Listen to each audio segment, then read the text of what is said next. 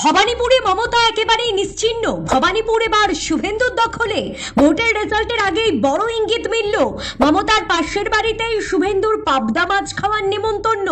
নিজের পাড়ায় গুরুত্ব পাচ্ছেন না মমতা বন্দ্যোপাধ্যায়। মমতার প্রতিবেশীর আচরণে বড় ঝড়ের ইঙ্গিত। জানুন বিস্তারিত। 2026-এর বিধানসভা নির্বাচনের ভোট গ্রহণ পর্ব মিটতে না মিটতেই ফের রাজ্য রাজনীতিতে তুমুল উত্তাপ ছড়িয়েছে বিদায়ী বিরোধী দলনেতা শুভেন্দু অধিকারী। এবার ফের তার নিশানায় খোদ মমতা বন্দ্যোপাধ্যায় এবং তার খাস তালুক হিসেবে পরিচিত কলকাতার ভবানীপুর বিধানসভা কেন্দ্র। শুভেন্দু অধিকারী সংবাদ মাধ্যমের মুখোমুখি হয়ে আত্মবিশ্বাসের সঙ্গে বলেছেন, মমতা ব্যানার্জি নিজের পাড়ার বুথ অর্থাৎ মিত্র ইনস্টিটিউশনে অন্তত 200 ভোটে হারবেন। এবার আমার এই কথা রেকর্ড করে রাখুন, 4 মে মিলিয়ে নেবেন। তার দাবি, ভবানীপুরে এবার সরকার বিরোধী হাওয়া এতটাই প্রবল যে খোদ মমতা বন্দ্যোপাধ্যায়ের গড়েও ফাটল ধরছে।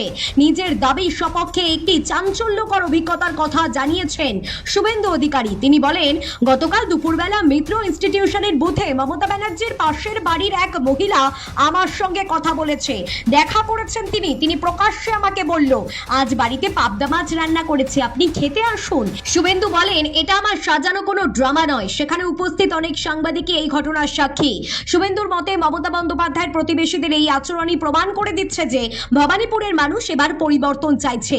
ভবানীপুরে উচ্চ হারে ভোটদান এবং অবাঙালি ভোটারদের প্রভাব শেষ পর্যন্ত কার দিকে যায় তা নিয়ে এখন রাজ্য জুড়ে আলোচনা তুঙ্গে।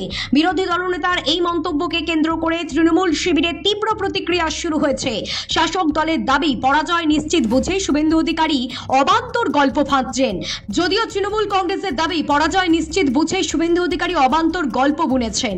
4 মে গণরাত দিনই পরিষ্কার হবে শুভেন্দুর এই পাবদা মাছের নিমন্ত্রণ কি সত্যি বড় কোনো রাজনৈতিক পরিবর্তনের ইঙ্গিত ছিল, নাকি এটি কেবলমাত্র কথার লড়াই।